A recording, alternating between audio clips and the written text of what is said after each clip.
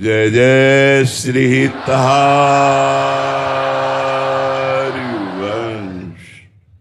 आप वृंदावन की पावन भूमि परम पवित्र श्री यमुना जी के तट पर बैठे हुए हैं।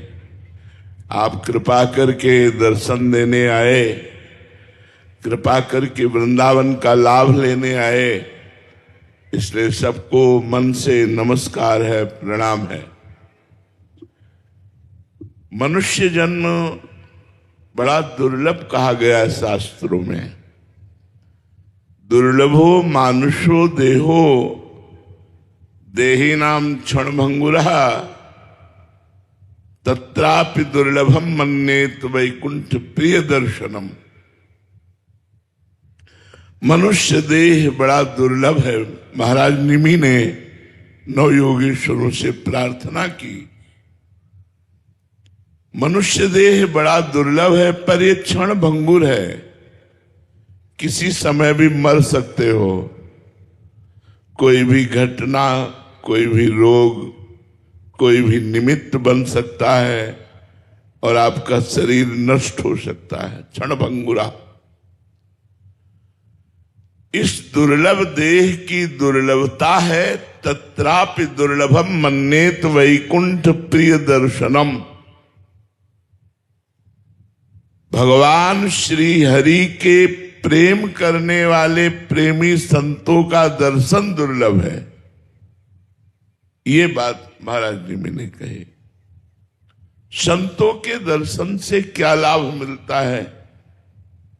पहले तो गोस्वामी जी ने कहा संत दरस जिम पातक टरई। दूसरी बात कही संत संग अपवर्ग कर कामी भव कर पंथ। दो बात कही। जिनकी संतों पर भगवत बुद्धि है उनको ये लाभ मिलेगा कि उनका जन्म मरण मिट जाएगा। संत संग अपवर्ग कर, अपवर्ग माने मोक्ष। और जिनकी साधारण श्रद्धा है उनके पाप नष्ट हो जाएंगे। संत दरस जिम पातक टरई। इसलिए कहा तत्रापि दुर्लभम मन्येत वैकुंठ प्रिय दर्शनम। भगवान श्री हरि के प्रेमी जनों का दर्शन प्राप्त होना, उनका संभाषण प्राप्त होना। अब मनुष्य जन्म की दुर्लभता को हम सार्थक कैसे करें? हमारा मनुष्य जन्म लेना सार्थक हो गया कैसे? तो गोकर्ण जी ने अपने पिता को उपदेश किया, धर्मम भजस्व सततम त्यज लोक धर्मान सेवन सदा साधु पुरुषं जहि काम तृष्णाम अन्यस्य दोष गुण चिंतन मासु त्यक्त्वा सेवा कथा रस महो नितराम पिबत्वम।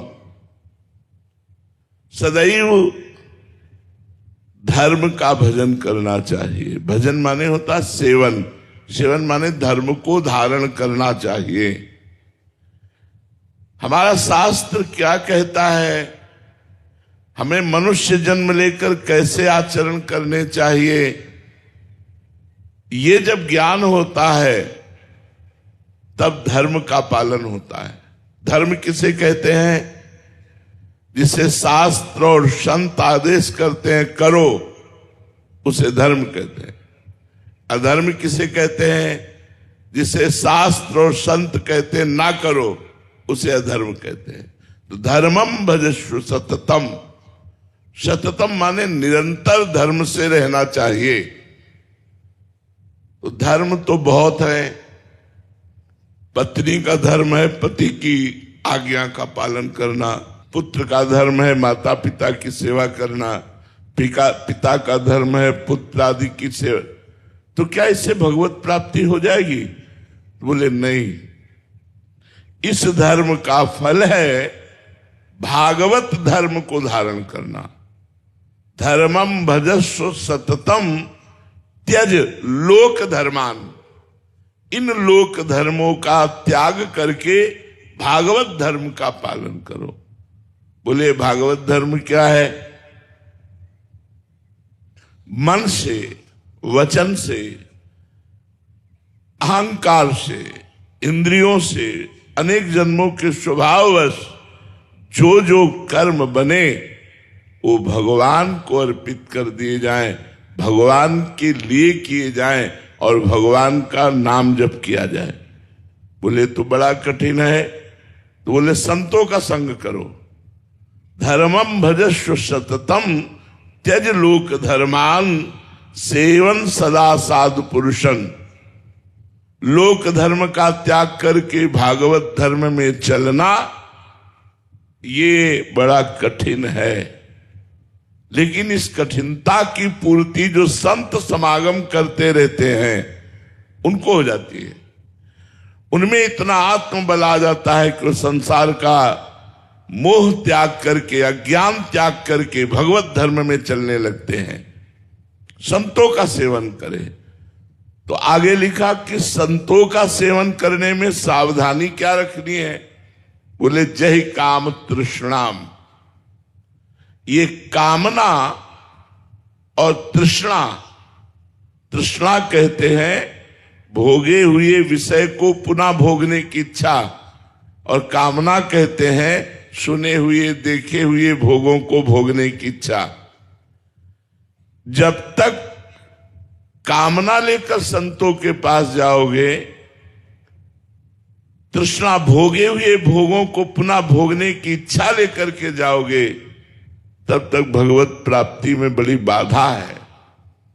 क्योंकि कामना की पूर्ति हो जाएगी और आपका मन भगवान से हट जाएगा, भगवान में नहीं लगेगा। जैसे भागवत में एक प्रसंग आता है चित्रकेतु राजा का। देवर्षि नारद जी और अंगिरा जी बड़े महात्मा हैं। इन्होंने उन पर कृपा करने के लिए उनके घर पधारे, पर उनके अंदर कामना थी। उन्होंने अपनी कामना रखी कि मुझे पुत्र की प्राप्ति हो। आए थे भगवत प्राप्ति कराने, लेकिन जब पुत्र की प्राप्ति की बात कही तो देवर्षि नारद जी अंगिरा जी ने कहा ठीक है, तथास्तु ऐसा ही हो, पुत्र होगा, पर तुम्हें हर्ष और शोक की प्राप्ति होगी। वो इस बात को नहीं समझ पाए। पुत्र हुआ, बहुत सी रानियां थी, उनमें अन्य रानियों को ईर्ष्या हुई कि अब राजा तो बड़ी रानी के पास ही जाते हैं। जब से पुत्र हुआ तो पुत्र को जहर दे दिया, वो मर गया। हर्ष और शोक, पैदा हुआ तो हर्ष, मरा तो शोक। जब वो व्याकुल थे तब फिर देवर्षि नारद जी और अंगिरा जी आए और उनकी व्याकुलता को दूर करने के लिए उस जीवात्मा को बुलाया और कहा देखो तुम्हारे माता पिता बड़े दुखी हो रहे हैं।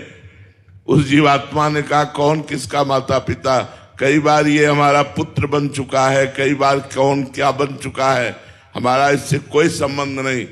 उनके मोह का नाश हुआ, तब उनको उपदेश किया और वो महाभागवत बन गए। तो जो भागवत धर्म है वो संतों के संग से प्राप्त होता है, पर संत संग का लाभ तभी मिल पाता है जब अन्य कामना और तृष्णा का त्याग हो जाए। तो कहा धर्मम भजस्व सततम त्यज लोक धर्मान सेवन सदा साधु पुरुषन जय काम तृष्णाम अन्यस्य दोष गुण चिंतन मासु त्यक्त्वा।